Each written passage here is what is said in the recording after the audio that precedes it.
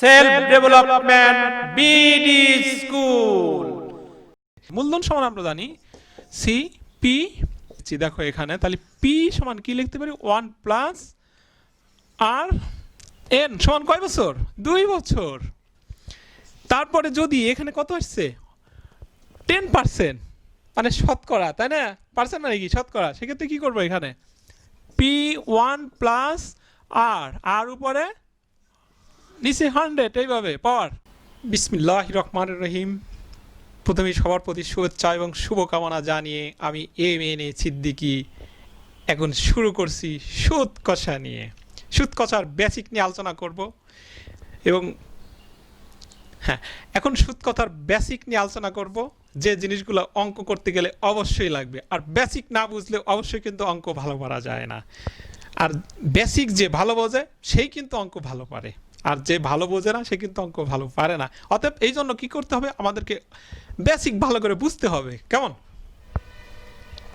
আর basic ভালো করে বুঝলে এই যে তোমাদের চাকরির বিভিন্ন রকম পরীক্ষা আছে, সেক্ষেত্রে তোমরা কি করতে পারবে, সংক্ষিপ্ত অল্প সময়ের ভিতরে যে অঙ্কগুলো করা হয় সেগুলো কিন্তু করতে কিন্তু অধিক সহজে করতে পারবে। সে টেকনিকগুলো আমি দেখাই দিব কিভাবে অল্প কয়েক সেকেন্ডের ভিতরে তোমরা অঙ্ক করতে পারো।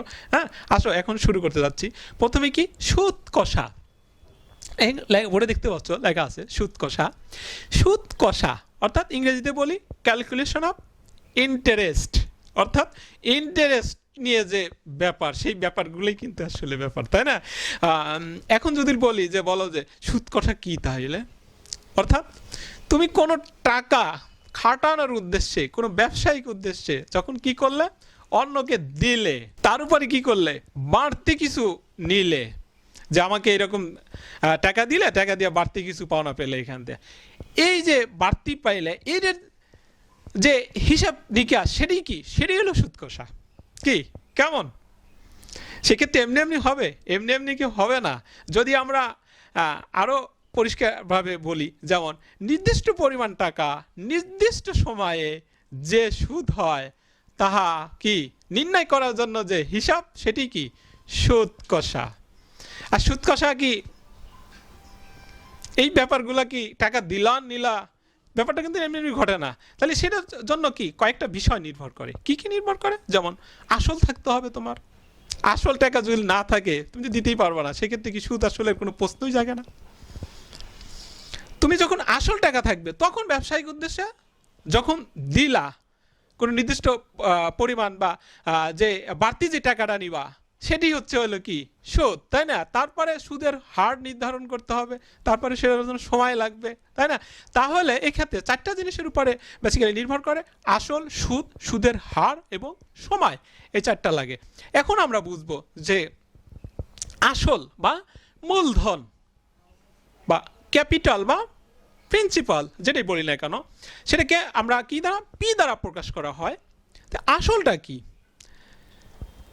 যেটাকে খাটানোর উদ্দেশ্যে, অর্থাৎ কোনো যে কথা অবশ্যই বলেই ফেলছি যে খাটানো বা ব্যবসায়িক উদ্দেশ্যে দেওয়া হয়, সেটি কিন্তু আসলে কি আসল। এমনি সাংসারিক যে ব্যয়, বিভিন্ন ব্যয় বা উপভোগ্য যে করা হয়, সেটা কিন্তু আসলে কি মূলধন নয়, মূলধন হিসেবে ধরা হবে না।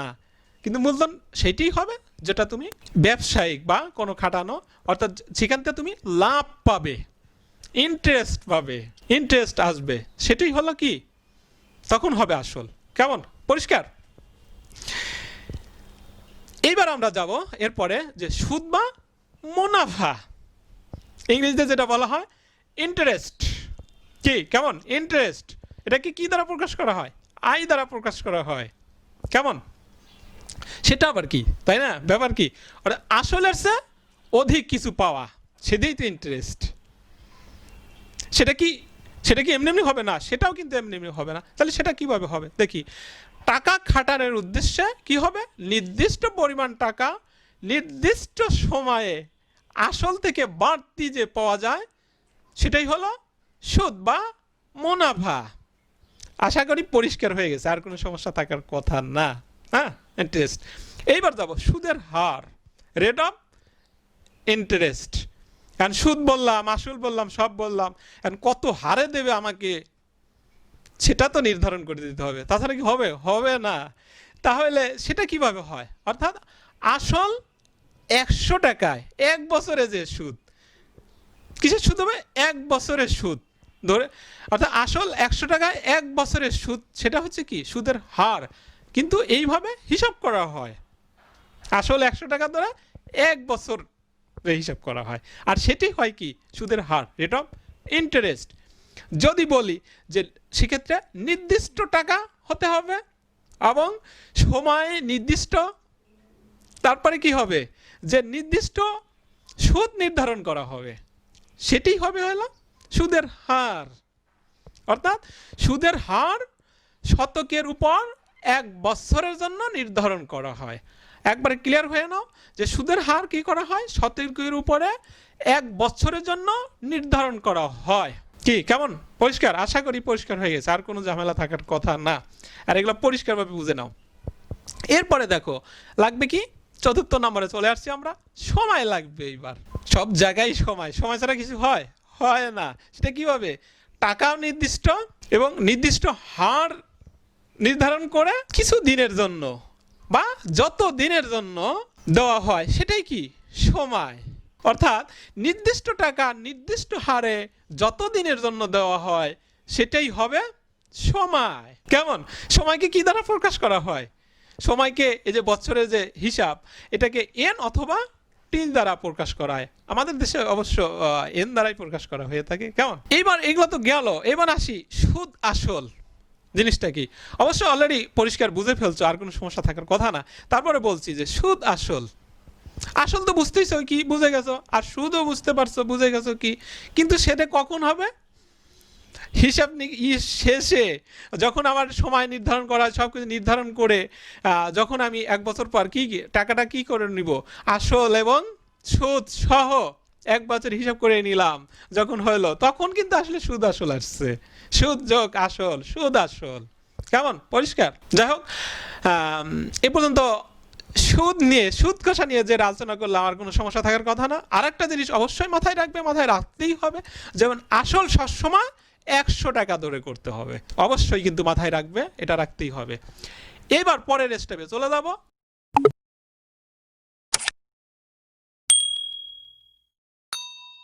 সেটা হলো মুনাফার আবার কি শ্রেণী ভাগ আছে। মুনাফা কয় ভাবে আসে সেটা কিন্তু ব্যাপার আছে। ক্লাসিফিকেশন অফ ইন্টারেস্ট, হ্যাঁ ক্লাসিফিকেশন অফ ইন্টারেস্ট, সেখানে কিন্তু আসলে ইন্টারেস্ট কয়ভাবে হয়? 2 ভাবে হয়। একটা হলো সরল মুনাফা, সিম্পল ইন্টারেস্ট, আর একটা হলো চক্রবৃদ্ধি মুনাফা, অর্থাৎ কম্পাউন্ড ইন্টারেস্ট। একটা সরল মুনাফা কি? সরল বলতে এমনি নর্মালি যেটা আমরা কিন্তু জানি যে সবকিছু সরল সোজাভাবে যেটা হয় সেটাই হলো সরল মুনাফা, সরল জিনিস আর কি, তাই না?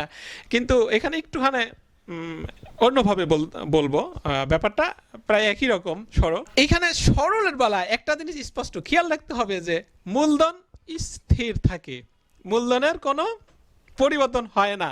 1 বছর পর পর নির্দিষ্ট মূলধনের উপরে শুধু কি আসে? সুদ আসে, সুদ যোগ আসল হয়। কেমন?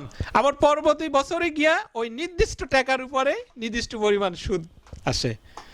সেটি কিন্তু আসলে কি সরল মুনাফা, অর্থাৎ সিম্পল ইন্টারেস্ট। যদি এভাবে বলি যে মূলধনের উপর যে সুদ নির্ধারণ করা হয় তাকে সরল মুনাফা বলে। সেটা কি দ্বারা প্রকাশ করা হবে? সেটা একটা সূত্র আছে কিন্তু, যেমন লিখি বলেছি কি না, আই সমান পি এন আর। দেখতে পাচ্ছ এখানে আই হলো কি মুনাফা, পি আসল, এন সময়, আর হলো কি সুদের হার। আচ্ছা যদি বলি যে এ% সুদের হার,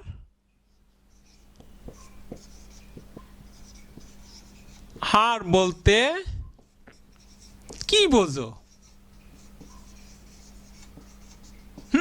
মনে করো এরকম আসলো বা কোনো শর্ট কোশ্চেনে আসলো চাকরির ক্ষেত্রে, সেক্ষেত্রে কি বুঝবে যে এ% সুদের হার বলতে কি বোঝো, তাই না ব্যাপারটা? অর্থাৎ 100 টাকা 1 বছরের সুদ কি হবে এখানে, যে 100 টাকায়, একটু ভালো করে বুঝে নাও, 1 বছরে সুদ কত? এ টাকা। যদি এর জায়গায় এখানে বললো যে এরকম বললো যে 20% সুদের হার বলতে কি বোঝো? আসতে পারে না, এভাবে আসতে পারে, পরীক্ষা আসতে পারে না। তাহলে আসলে কি হবে যে 20% সুদের হার বলতে কি বোঝো? তাহলে 100 টাকা এক বছরের সুদ কত? 20 টাকা। তাহলে এখানে কি হবে? 100 টাকা এক বছরের সুদ 20 হলে এখানে শুধু 20 টাকা হবে। কেমন? এভাবে যতই থাক না কেন সেটি হবে। খুব মজার কিন্তু, সোজা কিন্তু, একটু টেকনিক্যালি খালি সূত্র ফালাই দিলে, একটু মাথাকে একটু খাড়াইলে কিন্তু কোনো ব্যাপার না, সব হয়ে যাবে ইজি। এবার আমরা একটু চক্রবৃদ্ধিতে চলে যাই, যে ব্যাপারটা হলো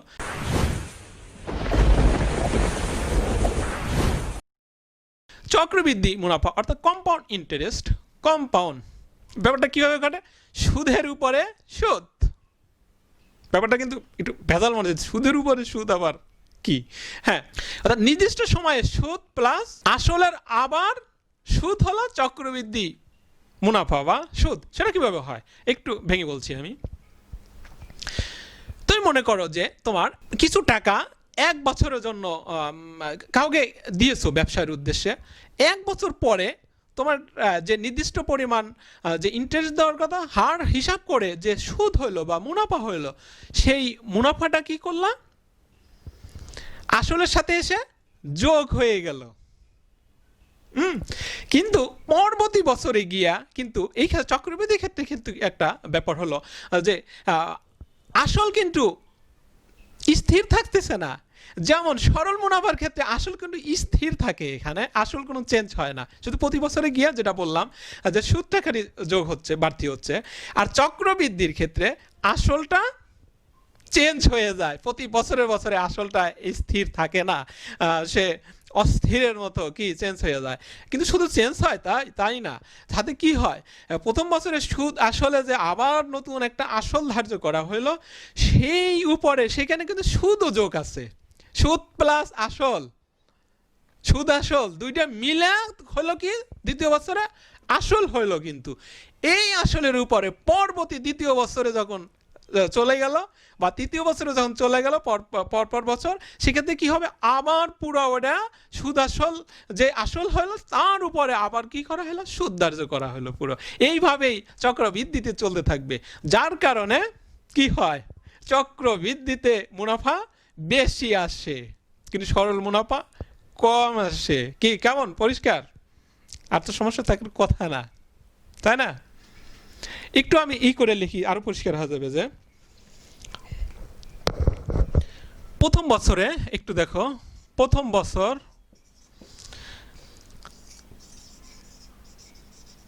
আসল প্লাস সুদ সমান মিলে কি হয়েছে, এটা সুদ আসল। এটা কি পুরাটাই কি আসলে দ্বিতীয় বছরে কি চক্রবৃদ্ধিতে আসল হয়ে যায়। এই আসলটা আবার দেখো দ্বিতীয় বছরে গিয়া এই আসলটা কি হলো, এই আসল প্লাস দ্বিতীয় বছরে দ্বিতীয় বছর সুদ, আবার নতুন করে কি হলো, আবার নতুন একটা আসল হবে।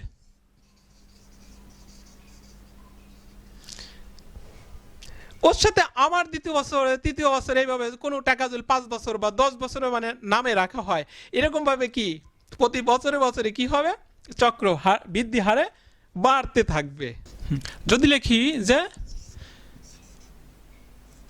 মুনাফা আসল সমান কি হবে, মুনাফা যোগ আসল, মুনাফা এ সমান মুনাফা আমরা যাতে জানি আই প্লাস আসল সমান পি, বা আমরা লিখতে পারি পি আই, যাই হোক। আর মুনাফা সমান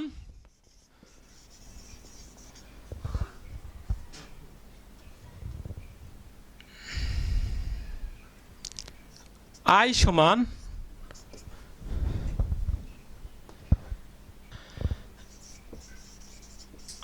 আসল গুণন সুদের হার গুণন সময়। আসল পি সুদের হার, আর সময় এন। অতএব আই সমান আবার মুনাফা আসল এ সমান আই প্লাস পি। আই মানে আমরা কত জানি? মুনাফা I P R N plus P. কি কেমন? এখান থেকে পি কমন নিলে অতএব এ সমান এন আর যোগ 1। কি কেমন? পরিষ্কার?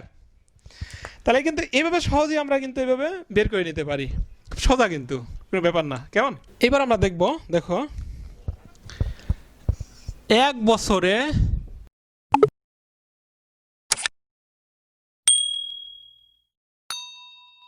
আর যদি বলি 2 বছরে চক্রবৃদ্ধি মূলধন কত হবে?